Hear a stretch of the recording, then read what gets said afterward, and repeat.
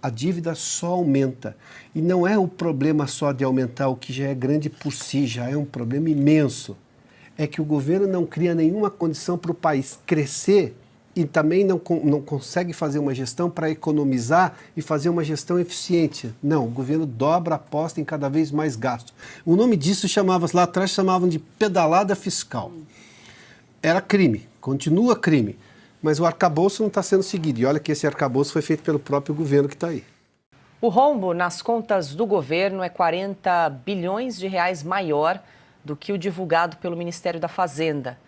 Apontamento do Banco Central, divulgado hoje pelo Estadão, mostra que as divergências entre a autoridade monetária e a Fazenda sobre o tamanho do prejuízo foram reforçadas depois da aprovação do projeto de desoneração da folha de pagamento.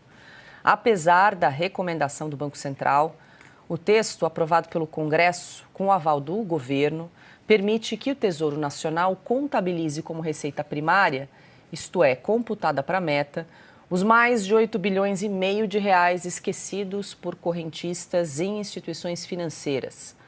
No entanto, o Banco Central, responsável pela verificação da meta, não levará em consideração esta quantia.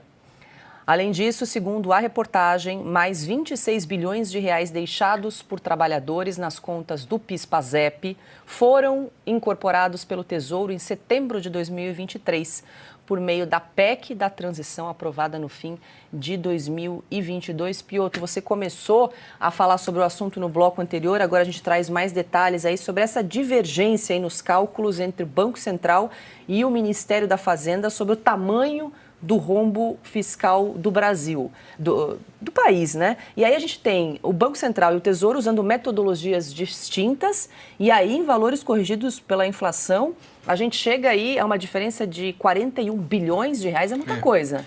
Diferenças sempre houve porque a metodologia é diferente, mas eram residuais. Era uma questão ali, né? E tudo bem. E iam sempre no mesmo sentido. O superávit foi um pouquinho maior aqui, um pouco menor ali. O déficit foi um pouquinho maior aí, mas é sempre pouquinho. 41 bi não é. Mas aqui não é exatamente um problema metodológico. A questão metodológica precisa ser explicada porque é um fato, mas a questão não é metodológica aqui. Aqui é o Tesouro considerando como receita algo que, na verdade, ele raspou a conta, por exemplo, de contas esquecidas do PIS/PASEP, ou como vai fazer agora com esses 8 bi, pouco mais de 8 bi de contas esquecidas do Banco Central, de correntistas que não movimentam a conta, está lá parado, enfim, 20 reais de um, 50 de outro e tudo mais, somando dá 8 bi, pouco mais de 8 bi. A questão é que quando você vai fazer cálculo superávit primário, é o que o governo arrecada e o que ele gasta. O superávit primário não conta, por exemplo, pagamento de dívida de juros, ou seja, o serviço da dívida. Por quê? Porque você vai entender se aquele governo está administrando bem o país quando ele, obviamente, gasta menos do que arrecada.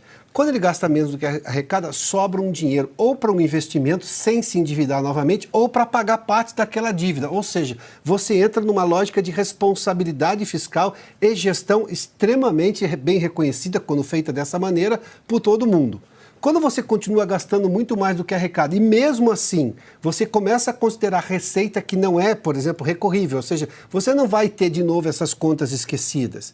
Não é porque o país melhorou a capacidade econômica e a economia está crescendo e você arrecada mais por uma questão meramente percentual. A economia cresce, as pessoas ganham mais, percentual, né? Imposto é um percentual, é uma alíquota, você arrecada mais. Não, você está buscando, está raspando taxa. Teve economista que falou que isso é um gol de mão, que o Tesouro está fazendo, e você não tem o VAR para mostrar ali que aquele gol foi ilegal. O Banco Central vai chegar no final, porque o Banco Central é um órgão extremamente técnico, e dizer assim, olha, não houve o déficit não é só desse valor, é muito maior. O Tesouro vai dizer que, na verdade, foi muito menor, porque vai contar com essas receitas. Isso arrebenta a credibilidade de um governo.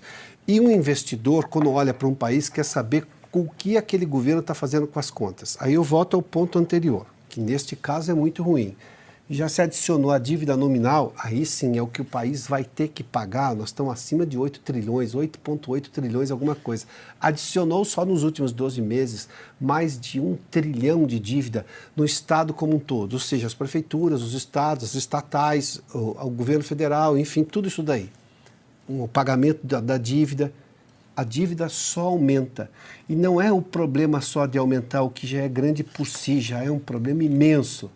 É que o governo não cria nenhuma condição para o país crescer e também não consegue fazer uma gestão para economizar e fazer uma gestão eficiente. Não, o governo dobra a aposta em cada vez mais gasto. Só que isso não está trazendo resultado.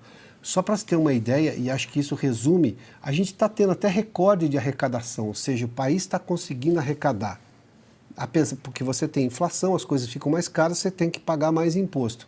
Só que o governo dobra a aposta e gasta ainda mais, ou seja, é um poço sem fim.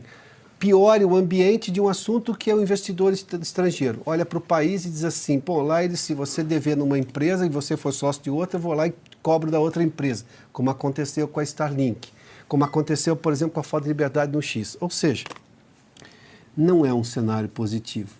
Infelizmente, mas essa é a realidade brasileira. O Banco Central vai dizer que o rombo é bem maior, porque de fato é bem maior. Ponto, acabou, não adianta ficar maquiando. O nome disso lá atrás chamavam de pedalada fiscal. Era crime, continua crime, mas o arcabouço não está sendo seguido. E olha que esse arcabouço foi feito pelo próprio governo que está aí.